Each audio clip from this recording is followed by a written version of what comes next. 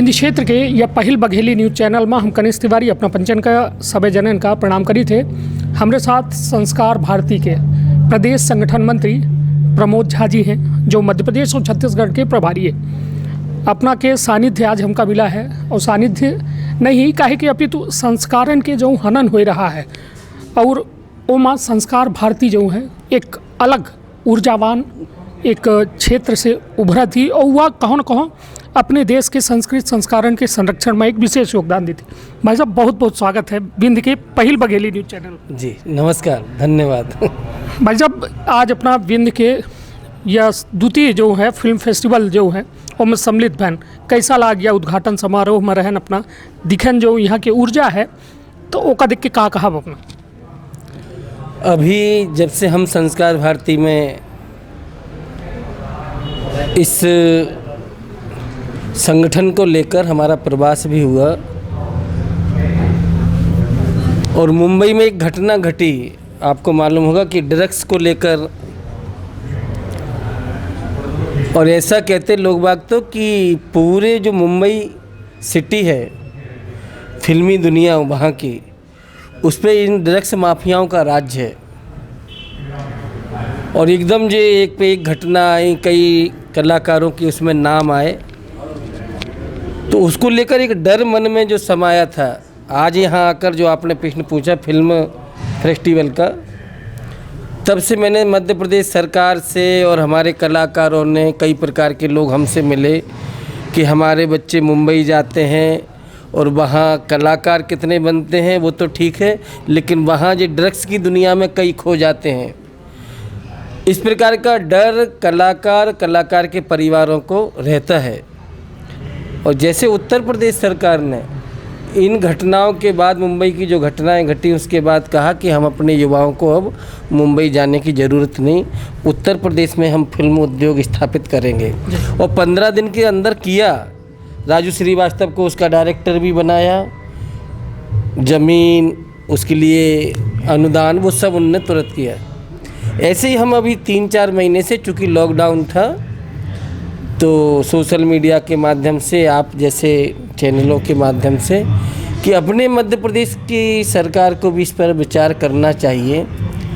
अब सरकार जब करेगी, उनकी मजबूरियां हैं, उनके जो भी है, लेकिन ये आज सीधी में ये फिल्म फेस्टिवल का दूसरा कार्यक्रम, मैं तो पहली बार आया, तो ये जानकर अच्छा लगा कि हमारी अपनी एक बघेली संस्कृति, उसको लेकर उस क्षेत्र के कलाकार, और एक अंतर्राष्ट्रीय मंच, मतलब बहुत बड़ी बात है।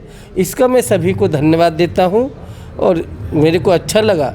और ऐसे इस प्रकार के कार्यक्रम से, कलाकारों के माध्यम से सरकार तक ये बात पहुँचना चाहिए कि छोटा मोटा प्रयास हम सब लोग कर रहे हैं। ऐसे एक बड़े प्रयास के रूप में एक फिल्म क्षेत्र, उद्योग, सिटी, परिसर, बोर्ड, और यहाँ तक कि पूरी शायद दुनिया में है नहीं।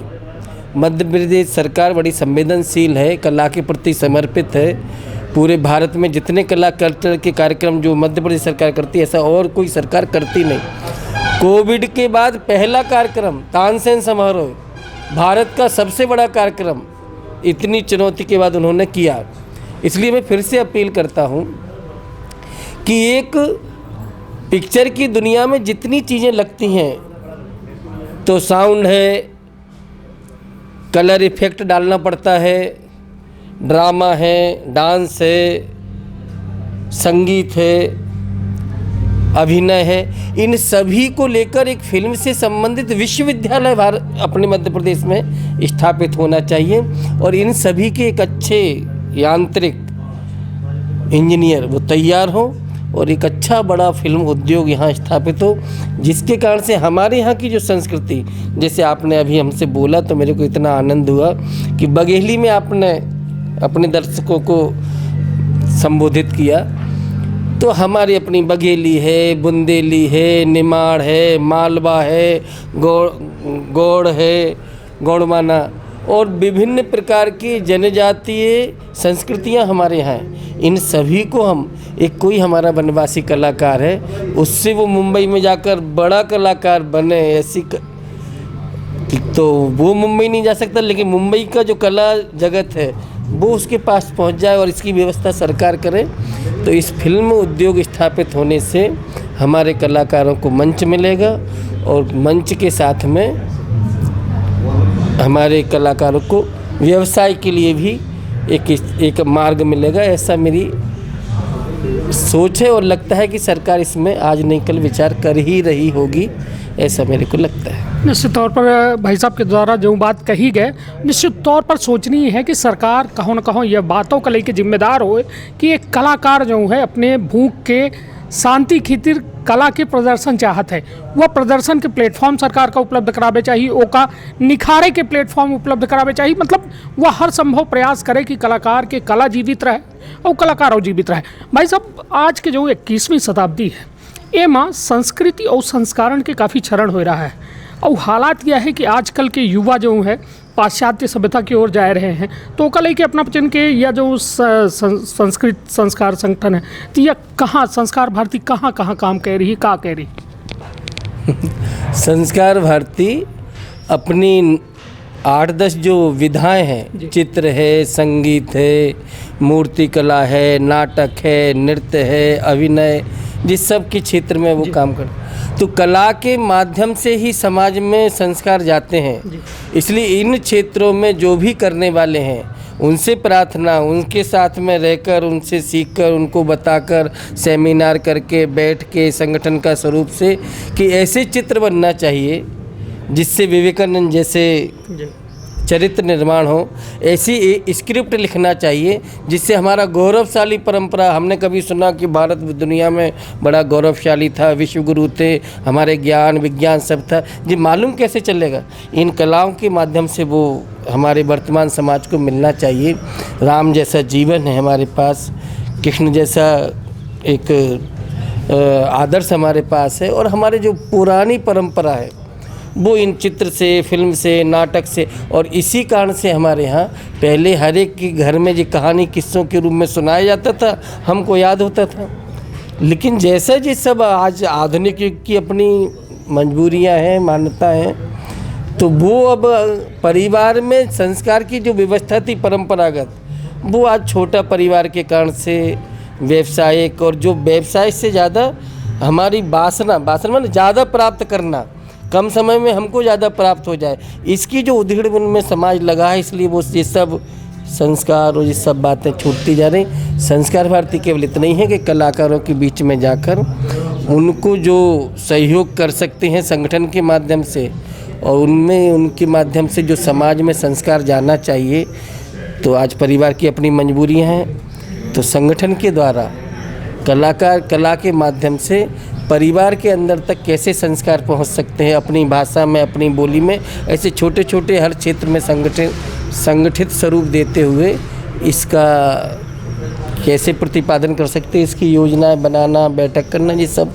संस्कार भारती करती रहती है। भाई साहब, यह 21वीं सदी के भारत यदि अपना से हम कही थे तो एमा प्रथम टिप्पणी का हुई अपना के वर्तमान भारत का लेके का कहब, अपना का स्थिति देखी थे, का परिस्थिति देखी थे, का एमा क्षरण देखी थे, का उन्नयन देखी थे?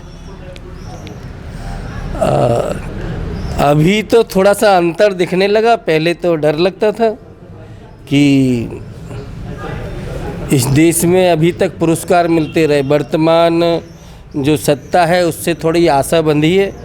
लेकिन 2014 के पहले तो दुर्गा माता का नग्न चित्र बनाने वालों को पद्म श्री सम्मान, भारत रत्न, ऐसे तो जिन्होंने भारत की संस्कृति को नुकसान पहुंचाया, उन अधिकांश लोगों को अभी तक सम्मान होता रहा। इससे बड़ा दुर्भाग्य कुछ हो नहीं सकता था। और कलाकार भी कैसे मजबूरियां थी कि वो सहन करते भी रहे, ऐसे सब। लेकिन अब ये परिस्थितियां बदली हैं, इसलिए अब वो पुराना बुरा जो गुजरा है वो ध्यान करने से ज़्यादा अच्छा है कि आगे आने वाले जो सपने हमारे प्रधानमंत्री जी और जो कि अब अच्छा जो होने वाला, थोड़ा अच्छा दिखने लगा है, आगे भी अच्छा ही होगा। वो पुराना भूल जाए तो जल्द अच्छा है। निश्चित तौर पर भाई साहब के द्वारा बेहद बड़ी बात कीन गए कि 2014 के पहले वो दौर हम पचे दिखे हैं, जो दौर में नग्न चित्र मतलब हमारे देवी देवतन के अपमान के नग्न चित्रण में जो है पुरस्कार के वितरण हो रहा। किंतु आज जो है दौर बदल गया है और कहो न कहो एक आत्मविश्वास से भरा दौर है। अपनों खातिर हमरे खातिर की एक बेहतर समाज के, बेहतर देश के, बेहतर प्रदेश के निर्माण हो। अपन बहुत ख्याल रखब, अपने परिवार के बहुत ख्याल रखब। धन्यवाद, प्रणाम।